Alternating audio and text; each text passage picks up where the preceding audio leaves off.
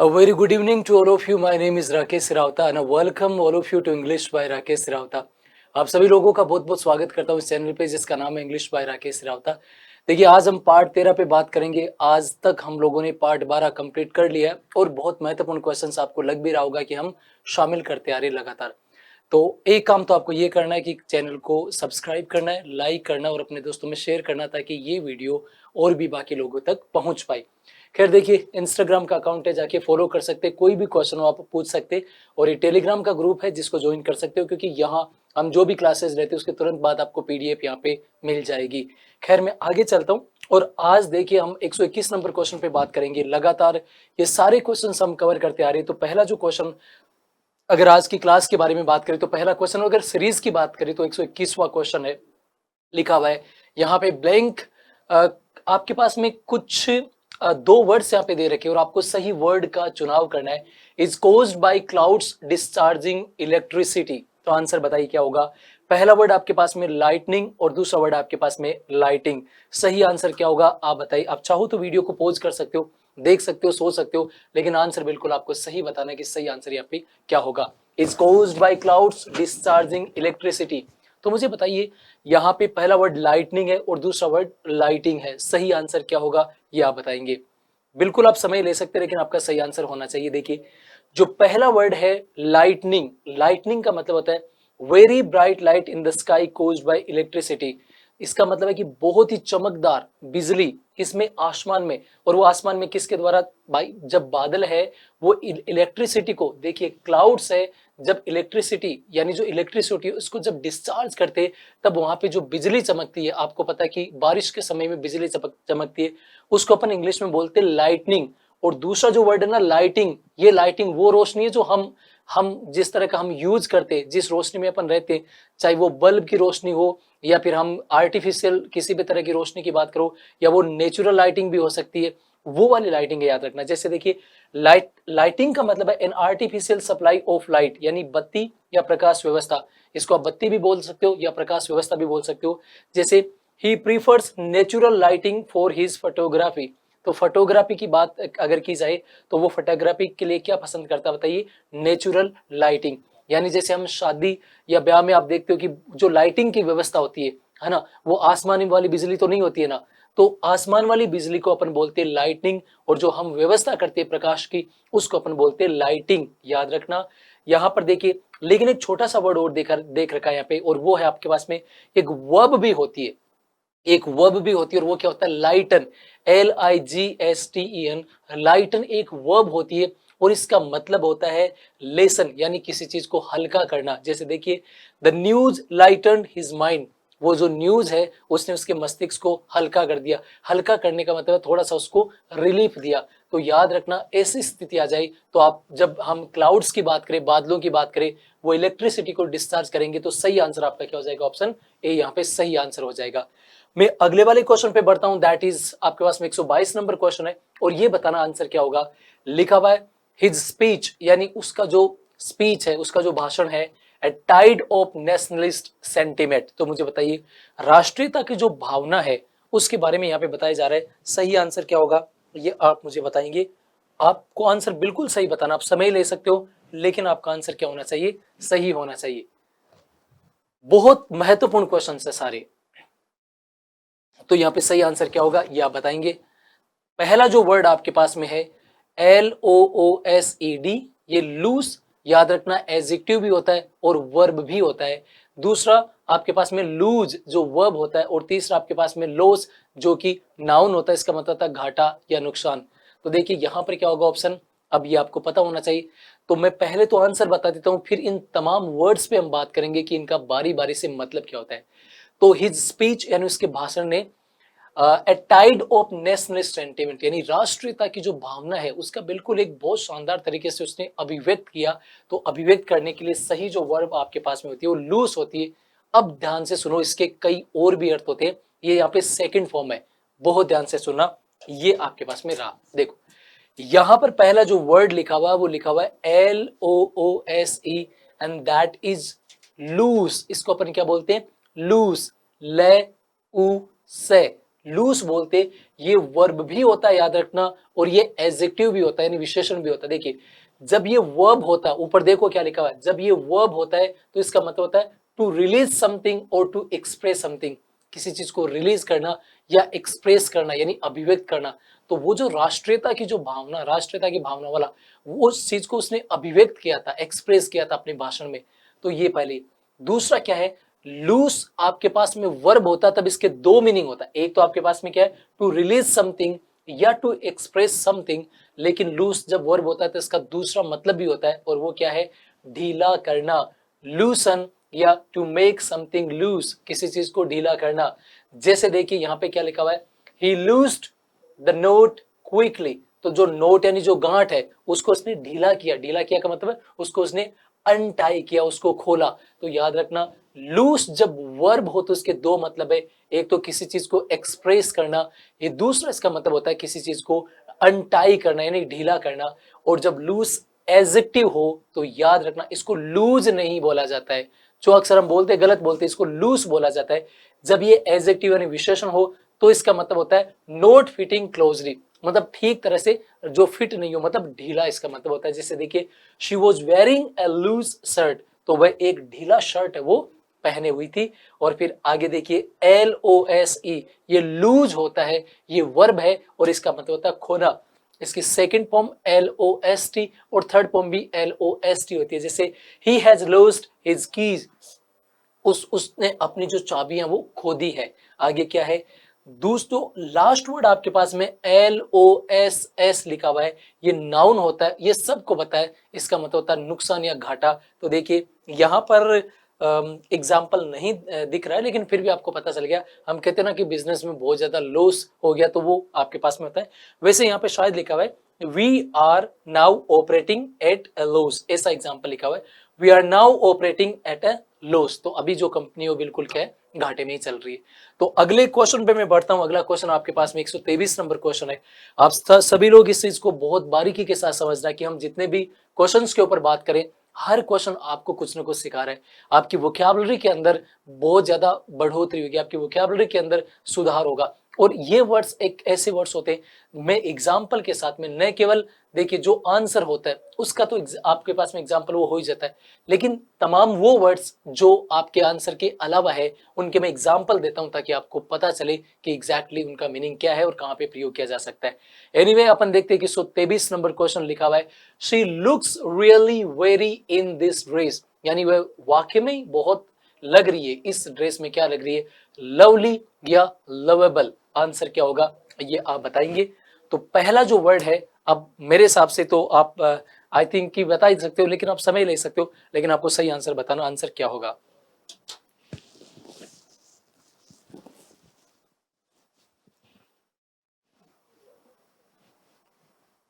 Question को देखोगे बहुत ध्यान से और फिर आपको आंसर बताना कि सही आंसर यहां पे क्या होने वाला है।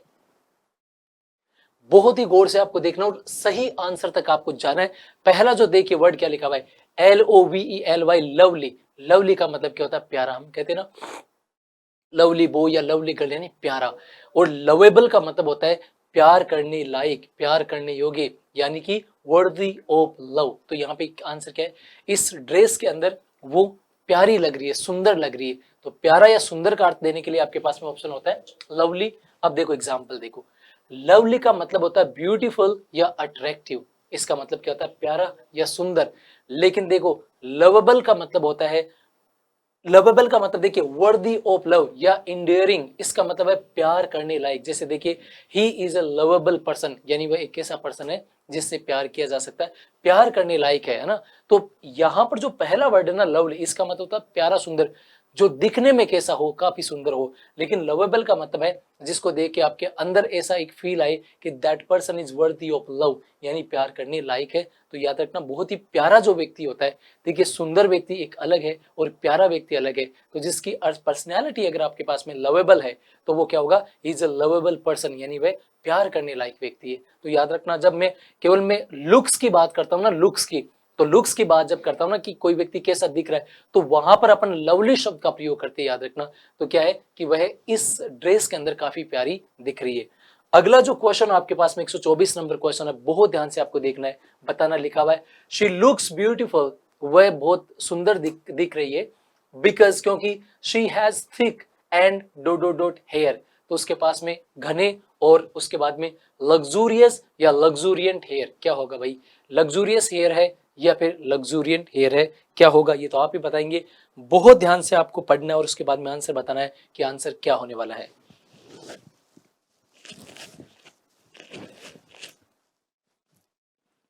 देखिए आप समय ले सकते हो, कोई दिक्कत नहीं, लेकिन आपका आंसर सही होना चाहिए।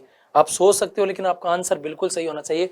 और मैं चाहता हूं कि ये सारे जो क्वेश्चन जो यहाँ पे देख रहे हो, इनसे आपकी वोकैबुलरी का जो हिस्सा है उसके अंदर मजबूती मिले, और जब एग्जाम के अंदर आप जाओ तो फिर आपको कोई दिक्कत नहीं होनी चाहिए, क्योंकि सारे काफी इंपॉर्टेंट क्वेश्चन है जो हम यहाँ पे डिस्कशन करें, जहां पे जिनके ऊपर हम डिस्कशन करें काफी इंपॉर्टेंट क्वेश्चन है। देखिए तो पहला वर्ड आपके पास में लग्जूरियस, दूसरा वर्ड है लग्जूरियंट।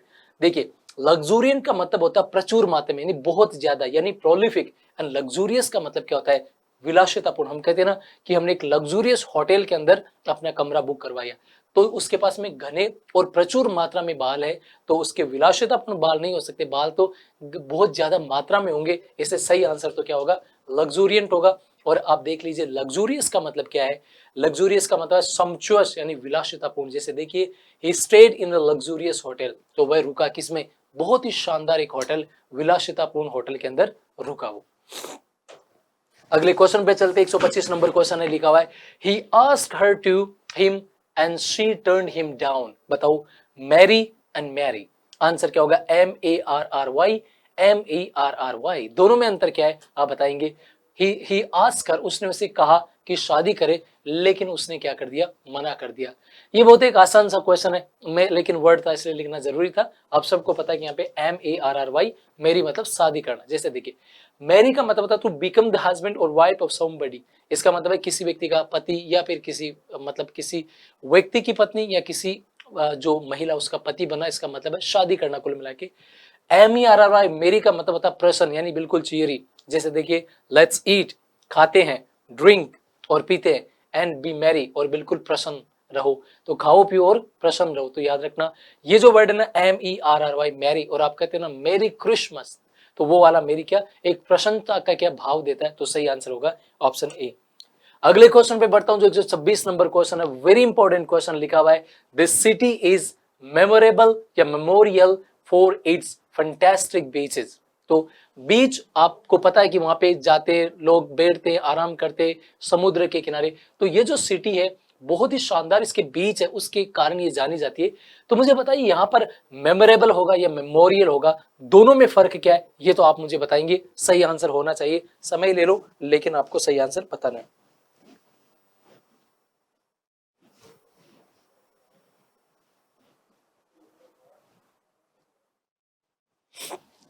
बताइए मेमोरियल का मतलब क्या होता है एंड मेमोरेबल का मतलब क्या होता है।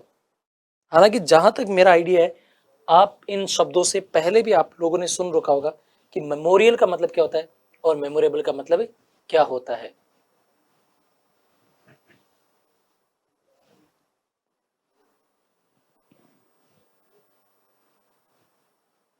तो आप आंसर बताएंगे, आंसर क्या होगा। काफी इंपॉर्टेंट क्वेश्चन है, देख के आपको बताना कि सही आंसर यहाँ पे क्या होने वाला है। खैर पहला देखिए आपके पास में लिखा हुआ मेमोरेबल, मेमोरेबल का मतलब होता है अनफॉरगेटेबल, यानी जो बहुत ज्यादा स्मरणीय हो, जिसको भुला ही नहीं जा सके, मतलब जिसको देखकर आपको याद आई उस चीज, जिसको बोलते हैं मेमोरेबल। एंड मेमोरियल का मतलब क्या होता है, created in order to remember somebody, एक तरह का स्मारक किसी की याद में, जब मान लो किसी की डेथ हो जाती है, उसकी याद में जब हम कुछ बना देते, भवन वगैरह कुछ भी, वो उसकी स्मृति में बनाया जाता है, उसको अपन मेमोरेबल बोलते हैं। आपने बहुत सारे स्कूल्स के नाम देखे होंगे, किसी व्यक्ति के नाम पे उनको स्मरण करने के लिए लिख देते। तो ये जो सिटी है वो स्मरणीय है, यानी ये आपके पास में तो पहला जो वर्ड है मेमोरेबल और मेमोरियल, तो मेमोरियल नहीं है, क्योंकि बीचेस ऐसा नहीं है कि भाई किसी के स्मरण में, ये याद करने लायक है यानी स्मरणीय। तो सही आंसर आपके पास में होगा मेमोरेबल, क्योंकि मेमोरियल का मतलब क्या होता है, created in order to remember something, जब कोई व्यक्ति की डेथ वगैरह हो जाए उसको स्मरण या याद करने के लिए हम किसी चीज का निर्माण करते हैं। जैसे देखिए the town raised a memorial to those died in the war, ये कस्बे के अंदर एक मेमोरियल, एक स्मारक बनाया उनकी याद में, जो कि कहाँ जिनकी मतलब शहादत कहाँ पे गई थी, जो युद्ध के अंदर मारे गए, जो वॉर यानी लड़ाई के अंदर मारे गए। अगले क्वेश्चन पे बात करता हूं, 127 नंबर क्वेश्चन है, देखेंगे यहाँ पे क्या लिखा है। The announcement caused confusion among the passenger. जो अनाउंसमेंट थी, जो घोषणा हुई, उसने कॉज्ड, बताइए क्या क्रिएट कर दी उसने, एक कंफ्यूजन, भ्रम है वो कर दिया अमंग दी पैसेंजर। तो बताओ मोमेंट्री या मोमेंटस, आंसर क्या होगा। आप आराम से देख सकते, वीडियो को पॉज कर सकते, उसके बाद में आप आंसर बता सकते, लेकिन सही आंसर आपको बताना है कि आंसर क्या होने वाला है।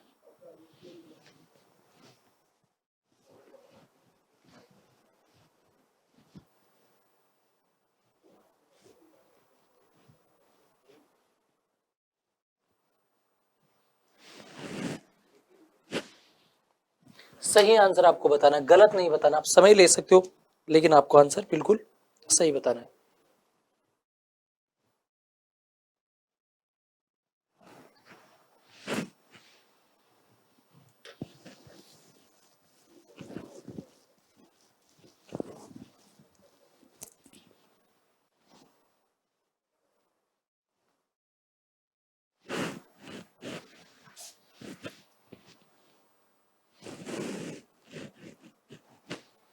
यस, तो देखिए दो यहां पे आपके पास में ऑप्शंस दे रखे, आपको सही तरह से इसको देख के बताना कि आंसर क्या होगा। The announcement caused confusion among the passenger, पहला वर्ड आपके पास में मोमेंट्री, दूसरा वर्ड है मोमेंटस। देखिए मोमेंट्री का मतलब होता है क्षणिक, यानी थोड़ी बहुत देर के लिए, एंड मोमेंटस का मतलब होता है अति महत्वपूर्ण। तो जब घोषणा हुई तो थोड़ी देर के लिए एक कंफ्यूजन कायम हो गई लोगों के अंदर, पैसेंजर में, कि पता नहीं क्या है क्या नहीं है। तो यहाँ पे सही जो आपका आंसर होगा वो होगा मोमेंट्री, यानी ऑप्शन ए आपके पास में क्या होगा, सही आंसर होगा। देखिए मोमेंट्री का मतलब क्या होता है, ब्रीफ या क्षणिक, और मोमेंटस का मतलब क्या होता है, अति महत्वपूर्ण, लिखा हुआ है हिस्टोरिक। जैसे देखिए the moments decision was given by the supreme court, जो सर्वोच्च न्यायालय उसके द्वारा अति महत्वपूर्ण डिसीजन या आपके पास में दिया गया डिसीजन, मतलब कोई भी आपके पास में जो डिसीजन था वो सुप्रीम कोर्ट के द्वारा किया गया, और ये जो डिसीजन था, ये जो निर्णय था, ये क्या था बताइए, सबसे महत्वपूर्ण था, अति महत्वपूर्ण था। अगले क्वेश्चन पे पढ़ते, लिखा हुआ है आर्टिकल ए लगा के यहाँ पे लिखा हुआ है amount of damage was done to the vehicle. तो बताइए जो व्हीकल है उसको नुकसान पहुंचा, कितना नुकसान पहुंचा, नेग्लिजिबल या नेग्लिजेंट, सही आंसर क्या होगा ये तो आप ही बताएंगे। सही आंसर, दोनों वर्ड्स को देखना और उसके बाद में आंसर बताना, आंसर क्या होगा।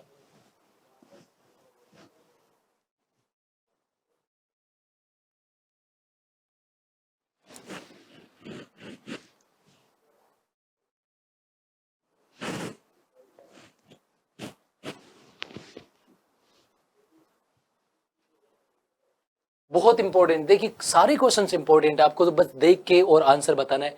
तो नेग्लिजिबल एंड नेग्लिजेंट, अच्छा नेग्लिजिबल का मतलब होता है इनसिग्निफिकेंट, यानी नगण्य, न के बराबर, एंड नेग्लिजेंट का मतलब होता है लापरवाही या केयरलेस।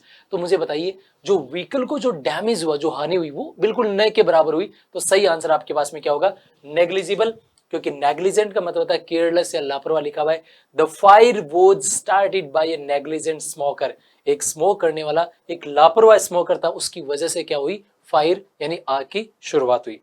अगले क्वेश्चन पे बढ़ते, जो आपके पास में क्वेश्चन नंबर है 129, लिखा हुआ है this country is for its appalling prison condition. Appalling का मतलब बहुत ही भयावह, और प्रिजन कंडीशन मतलब जेल की जो हालात है, कंडीशंस है, तो बहुत ही भयंकर जेलों की हालात के वजह से ये जो कंट्री वो जानी जाती है। तो मुझे बताइए नोटोरियस है या नोटेबल है, अब ये पता होना चाहिए। नोटोरियस का मतलब क्या होता है एंड नोटेबल का मतलब क्या होता है, ये आप देख सकते हैं यहाँ पे, लेकिन आपको आंसर तक जाना है, आंसर तक पहुंचना है, सही आंसर क्या होगा। देखिए नोटोरियस का मतलब होता है well known for being bad. हम जब देखिए एक तो फेमस होता है, फेमस या पॉपुलर का मतलब होता है अच्छी चीजों के लिए प्रसिद्ध होना, एंड नोटोरियस का मतलब होता है विख्यात नहीं बल्कि कुख्यात, जो बुरी चीजों के लिए जब कोई व्यक्ति जाना जाता है वो नोटोरियस होता है, बदनाम या कुख्यात। तो ये जो सिटी है, ये जो कंट्री है, वो बिल्कुल नोटोरियस है, बदनाम है, किसके लिए, इसकी अपोलिंग प्रिजन कंडीशंस के लिए। देखिए नोटेबल का मतलब तो क्या होता है, उल्लेखनीय या महत्वपूर्ण, जैसे इंपॉर्टेंट या स्ट्राइकिंग, लिखा हुआ है this town is notable for its ancient harbour. तो ये जो टाउन है, ये जो कस्बा है, ये काफी उल्लेखनीय या महत्वपूर्ण है अपने पुराने हार्बर यानी जो बंदरगाह है उनके लिए, ये काफी उल्लेखनीय है।